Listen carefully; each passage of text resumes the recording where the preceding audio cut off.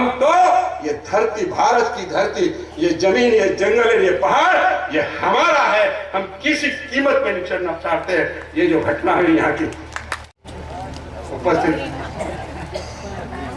बहनों और भाइयों, मैं सबसे पहले आदिवासी एकता परिषद के खास करके अशोक चौधरी और उनके साथियों को बधाई देता हूं कि उन्होंने इतने सारे इस महान क्रांतिकारी धरती पर हमको यहाँ बुलाया, इकट्ठा किया, इसलिए बहुत बहुत बधाई। अभी आदिवासियों के बारे में बहुत सारी चर्चाएं हुई। ऐसा तो इस देश का जो आदिवासी है, हमारा जब संविधान बना तो संविधान में सबसे ज्यादा चर्चा आदिवासियों के बारे में हुई। वो अभी भी संसद के अंदर रिकॉर्ड है, जो हमारे पढ़े लिखे भाई हैं वो पढ़ सकते हैं। उसमें यही चर्चा हुई कि इस देश का आदिवासी 10 करोड़ आदिवासी, दुनिया में 30 करोड़ आदिवासी है। ये जो 10 करोड़ आदिवासी है जंगलों और पहाड़ों में रहते हैं। अगर ये जंगलों और पहाड़ों में रहते हैं तो मेन स्ट्रीम लाइन में हम कैसे लाए? पहले हमारा 10 साल का रिजर्वेशन हुआ और हर 10 साल के बाद हमारा रिजर्वेशन बढ़ जाता है। पॉलिटिकल रिजर्वेशन हुआ, सर्विस रिजर्वेशन हुआ, और आदिवासियों के बारे में अनेक कानून बने, योजनाएं बनी, नीतियां बने। चाहे आदिवासी योजना है, अगर आदिवासियों कहीं आप सत्य बोले तो उसके लिए कानून है। और इस देश का आदिवासी, जैसे मैंने कहा कि जंगलों और पहाड़ों में रहते कोलंबे के रूप में रहते, चाहे वो तहसील हो, चाहे वो जिला हो, जैसे बांसवाड़ा है, डूंगरपुर है, पूरा का पूरा जिला है। ऐसे कई हिंदुस्तान में कई जिले। यहाँ अभी वसावा जी बोल रहे थे 6 शेड्यूल और 5th schedule. 6 schedule north east में है और 5th शेड्यूल है सेंट्रल इंडिया में, चाहे वो आंध्रा हो, उड़ीसा हो, झारखंड हो, मध्य प्रदेश हो, गुजरात हो, राजस्थान हो, महाराष्ट्र हो और हिमाचल। यहाँ 5th शेड्यूल है। जब देश में पहली बार राजीव गांधी प्रधानमंत्री बना, जब गांवों का दौरा किया तो उन्होंने अपने शब्दों में यह बात कही कि हम 1 रुपया भेजते हैं, वहां 15 पैसा पहुंचता है। हाँ, जहाँ की भी हो, मैं तो आदिवासियों की बात कर रहा हूँ, खेरवाड़ा भी आदिवासी है ना, मैं तो सारे हिंदुस्तान की बात कर रहा हूँ। 15 पैसा वहां तक है। तो अब इसमें कौन सा ऐसी नीति लागू किया जाए 1 रुपया वहां तक पहुंचता है? अब ये महेंद्र मालवीय जी है, अब ये पहुंचता कि नहीं पहुंचता ये जाने, मगर अभी ये एक सोच, उस वक्त का सोच था। अब उसमें यह हुआ कि भाई 73rd अमेंडमेंट, 73rd मतलब 73वां पंचायती राज। पंचायती राज का मतलब यह है कि अब लोग गांव के लोगों को सत्ता देना, हमारा गांव और हमारे गांव में हम राज करें, जल जंगल और जमीन का फैसला हम करें। दूसरी कोई सरकार, अभी जैसे डॉक्टर जोशियारा बोल रहा था कि आदिवासियों को फॉरेस्ट कानून बना और फॉरेस्ट कानून के अनुसार जमीन के पट्टे नहीं मिल रहा। अगर यहाँ सारे आदिवासी भाई बैठे हुए हैं तो मैं आदिवासी भाइयों से यह कहना चाहता हूं, हमको सिर्फ प्रॉब्लम है इस कागज से, इस कानून से। कौन सा आदिवासी कानून जानता, रूल्स जानता, रेगुलेशन जानता, कोई बता दे। हम लोग एमपी बने, ये मंत्री जी बैठे, बहुत से कानून हम लोग भी जानते हैं, ईमानदारी से कहते।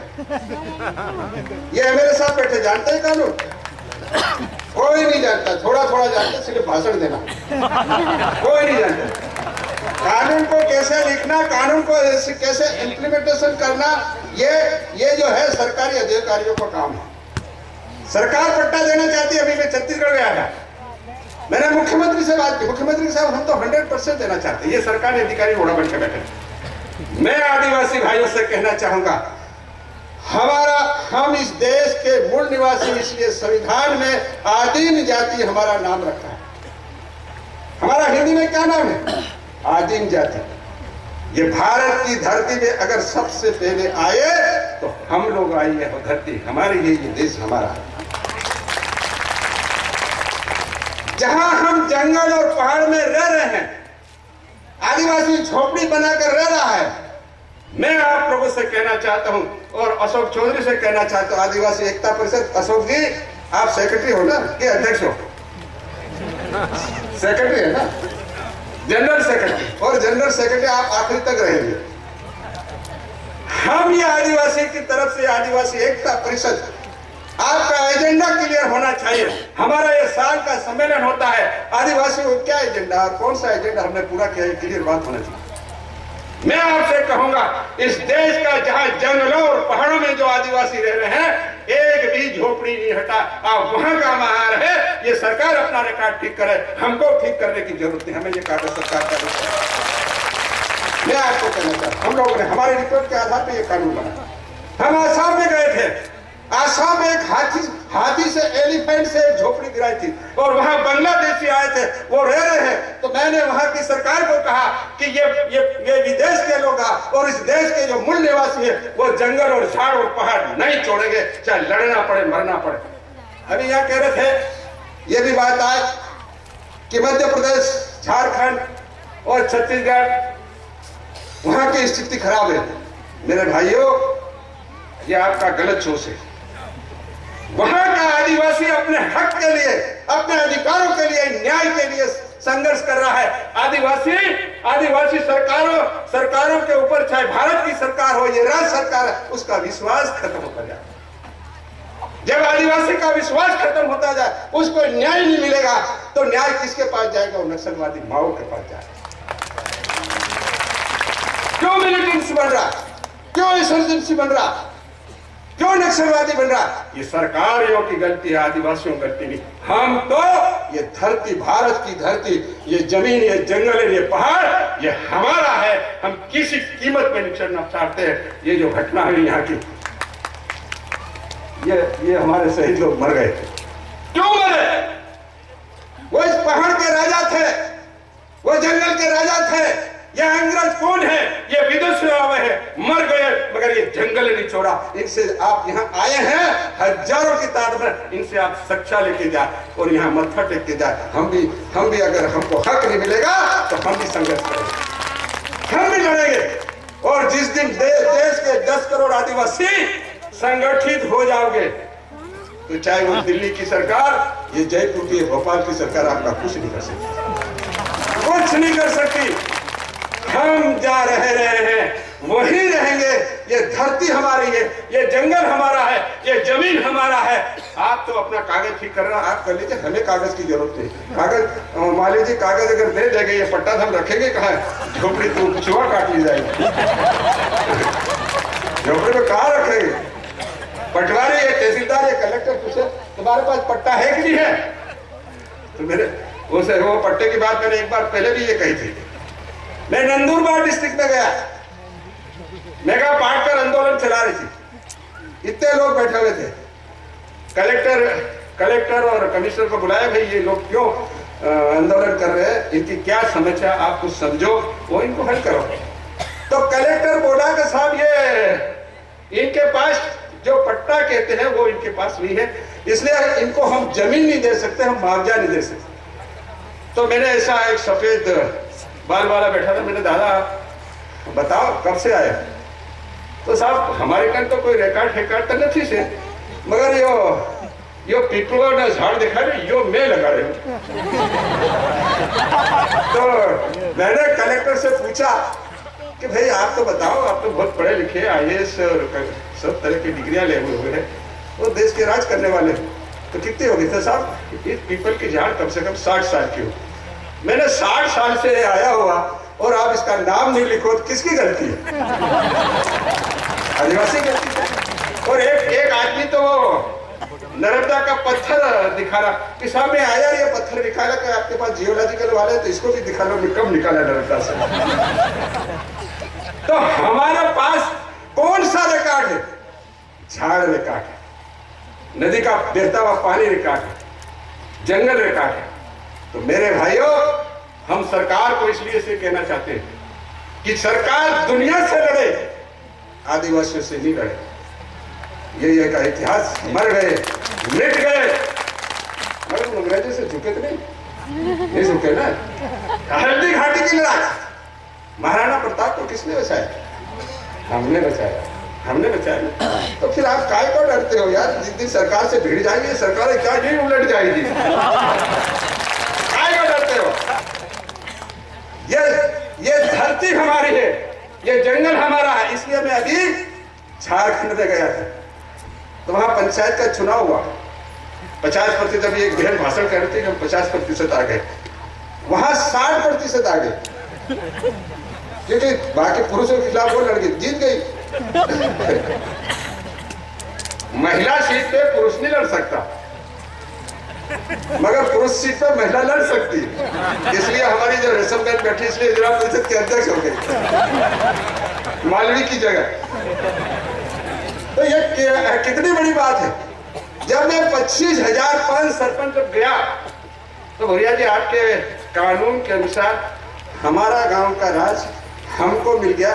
3 रोज का सम्मेलन, मुख्यमंत्री अर्जुन मुंडा खुद बैठा। मैंने कहा अर्जुन मुंडा तुम बैठोगे तो बैठूंगा, तुम चले भाई, काम तो आपको करना है, मेरे को तो भाषण सुनना है। तो अर्जुन मुंडा 3 दिन बैठा और फिर नारा लगाया, ना लोकसभा ना विधानसभा, सबसे बड़ी ग्राम सभा। हम जो गांव वाले मिलकर जो फैसला करेंगे उसका ना कलेक्टर बदल सकता, ना मुख्यमंत्री बन सकता, ना गवर्नर बन सकता, ना प्राइम मिनिस्टर राष्ट्रपति बदल सकता। ये भारत की संसद ने 1996 में हमारी रिपोर्ट के अंदर कानून बनाया, मैं उसका चेयरमैन था। तो मेरे भाइयों, इसलिए अब कानून की कोई बात मत करो, कानून हमारा बना हुआ है। ये जो यहाँ का जो ग्रेनाइट पत्थर और संगमरमर का पत्थर अब हिंदुस्तान में दुनिया में जा रहा है। मालवीय जी, एक गांव का आदिवासी का पत्थर मत जाने दो। एक गांव का पत्थर मत जाने मेरे आदिवासी भाइयों। अभी मैं गढ़चिरौली गया था, गढ़चिरौली में इसी कानून का सहारा लेके गांव में जंगल था, गांव ठान का जंगल था, वो बांस काटता है। जब बांस काट के ढीक लगा दिया, ऐसा गड्ढा इकट्ठा कर दिया, तो फॉरेस्ट वाले आए कि हम आपके खिलाफ केस बनाते। आदिवासियों ने खुशी से कहा कि आप अगर हमारे खिलाफ अगर कानून में हमने गलत किया है तो आप केस बनाइए। कलेक्टर के पास रिपोर्ट है, मुख्यमंत्री के पास, किस कानून के तहत हमारे खिलाफ, ये तो जंगल हमारा है, हमारे गांव में जंगल और जमीन का फैसला इसलिए हमारा जंगल है, तुम कानून नहीं बना सकते। सरकार झुकी, वो बांस बेचा और उस बांस के पैसों से गांव का विकास किया। तो आप भी राजस्थान के भाइयों, महाराष्ट्र के भाइयों, गुजरात के भाइयों, मध्य प्रदेश के भाइयों, गांव में अब जो 5th शेड्यूल एरिया का कानून है वो आप लोग फैसला करोगे। हमारा गांव, हमारे गांव में हमारा राज, जल जंगल और जमीन, ये खनिज संपदा ये हमारी है। इसका फैसला हम करेंगे, सरकार नहीं करेगी। चाहे वो भोपाल की सरकार हो, चाहे वो जयपुर की सरकार हो, चाहे वो दिल्ली की सरकार। उनको कह दीजिए कि भाई अशोक गहलोत जी आप प्रदेश में राज करिए, गांव में हम राज करेंगे, नहीं तो झगड़ा होगा। प्रधानमंत्री आप देश में राज करिए, गांव में हमारा राज चलेगा, हमारा राज नहीं चलेगा। ये कानून है। जब ये कानून पास हुआ, राष्ट्रपति ने 96 में दस्तखत किया, तो दुनिया के कई देशों जैसे अमेरिका, जापान, कई देशों से मेरे पास टेलीफोन आया कि भुरिया जी आपने ऐसे कानून बना दिया, गांव के लोगों को राज